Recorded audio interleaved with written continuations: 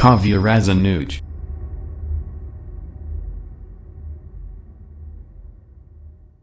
Hello guys, welcome back. This is काव्य सनोज। मैं आप सबके लिए 12th क्लास की एक कविता लेकर आया हूँ, मीन्स टर्म 2 की, जो सिलेबस में कविता आने वाली है हिंदी कोर में। तो पहली कविता है, आज मेरी शुरुआत है ऊषा। ऊषा कविता कवि शमशेर बहादुर द्वारा लिखित है और बहुत ही छोटी है, लेकिन इसका गूढ़ अर्थ है, तो मैंने सोचा लाओ कविताएं पढ़ाते हैं। तो सबसे पहले हम कविता के पीछे जो लिखा हुआ है सार, उसको पढ़ने चलते हैं। प्रयोगवादी 1943 से प्रारंभ, कविता शिल्प संबंधी बहुत से प्रयोग लेकर आई। मतलब ये कविता है, ये प्रयोगवादी कविता है, यूजफुल कविता है, मीन्स हम दैनिक जीवन में प्रयोग करते ही कविता है। नए बिंब, मीन्स ये कविता बिंब प्रधान है, नए प्रतीक हैं इसमें, नए उपमान हैं, कविता के उपकरण बने हैं। यहाँ तक कि पुराने उपमानों में भी नए अर्थ की चमक भरने का प्रयास प्रयोक्ता कवियों ने किया। अपना आस पड़ोस कविता का हिस्सा बना है, मतलब ये कविता आसपास के जीवन से, ग्रामीण संस्कृति से जुड़ी हुई है। प्रकृति में होने वाला परिवर्तन मानवीय जीवन चित्र बनकर अभिव्यक्त हुआ। प्रस्तुत कविता ऊषा सूर्योदय के ठीक पहले के पल पल परिवर्तित प्रकृति का शब्द चित्रण है। शमशेर ऐसे बिंब धर्मी कवि हैं, मतलब शमशेर बहादुर सिंह बिंब धर्मी कवियों में उच्च स्थान रखते हैं, जिन्होंने प्रकृति की गति को शब्दों में बांधने का अद्भुत प्रयास किया है। यह कविता भी इसका उदाहरण प्रस्तुत करती है।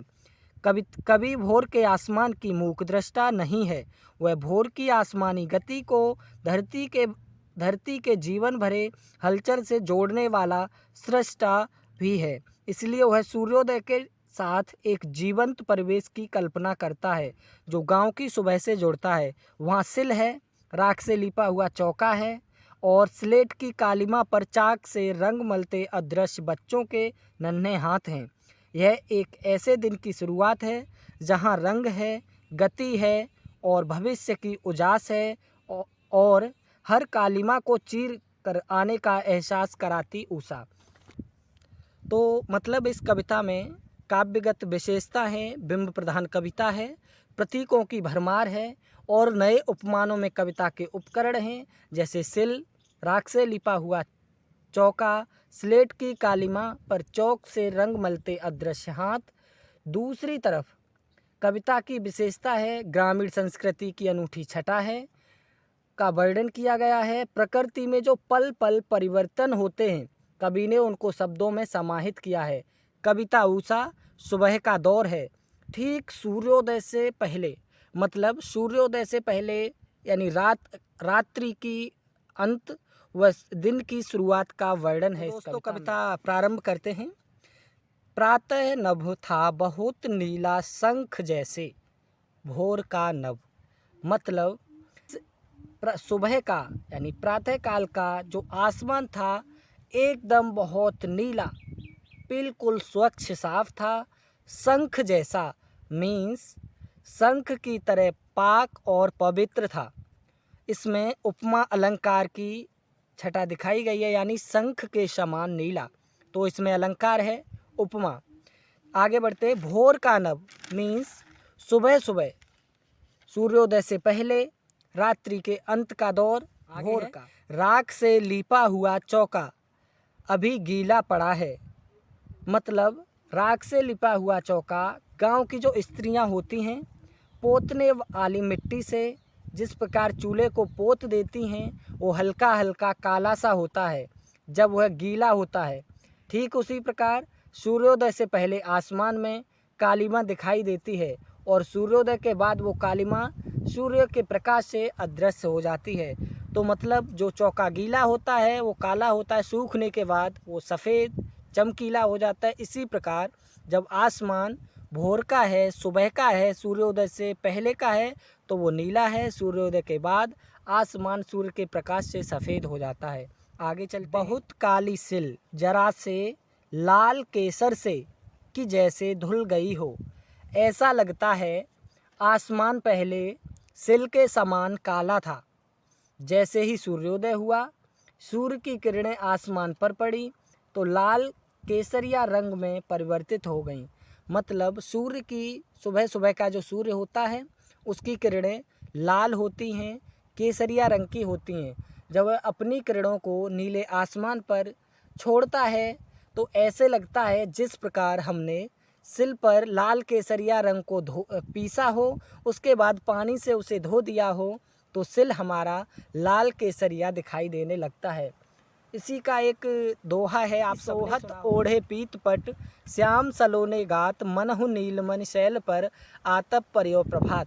मतलब भगवान श्याम सुंदर सांवले रंग के थे, तो उन पे जो पीला कपड़ा है, पीला उनका पीतांबर है, वो ऐसे सुशोभित हो रहा है जैसे श्याम सलोनी किसी शिला पर, किसी पत्थर पर सुबह सुबह भोर की सूर्य की किरण पड़ती हैं तो वो एकदम से चमकीला मणि के समान चमकीला हो जाता है।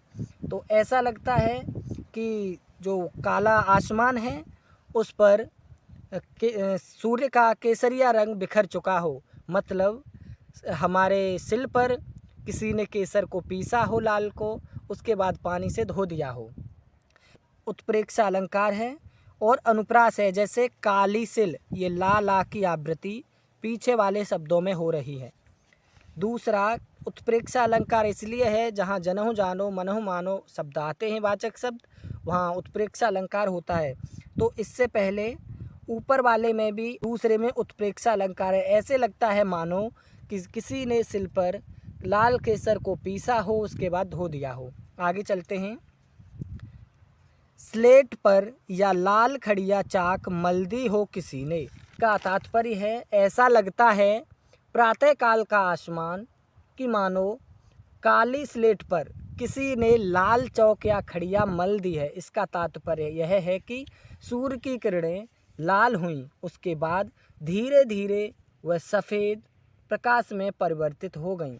मतलब सुबह आसमान था, नीला था एकदम, उसके बाद वो धीरे धीरे सूर्योदय के बाद सफ़ेद चमकीला ब्राइट हो गया। नील जल में या किसी की गौर झिलमिल देह जैसे हिल रही हो। इसका तात्पर्य है कि ऐसा लगता है मानो नीले जल के झील में नव युवती जो यौवन से भरपूर है, उसका गोरा बदन झिलमिला रहा हो और वह जल में हिल रही हो।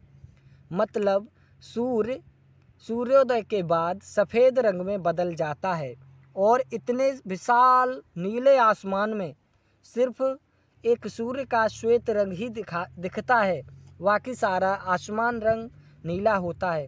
तो इसमें अनुप्रास अलंकार है, जैसे नील जल ला की आवृत्ति, और इसके साथ ही साथ इसमें उत्प्रेक्षा अलंकार है।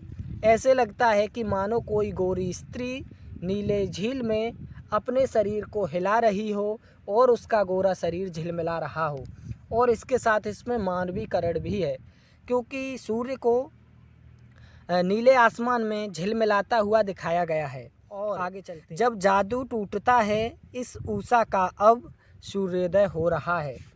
मतलब जादू टूटता है यानी सुबह होता है, इस उषा भोर का अब मत होता है। मतलब पूर्ण रूप से सूर्योदय हो चुका है, जो कालिमा थी वो समाप्त हो गई है और इस प्रकार उषा कविता का अंत होता है। व्याकरणगत विशेषताओं पर चलते हैं।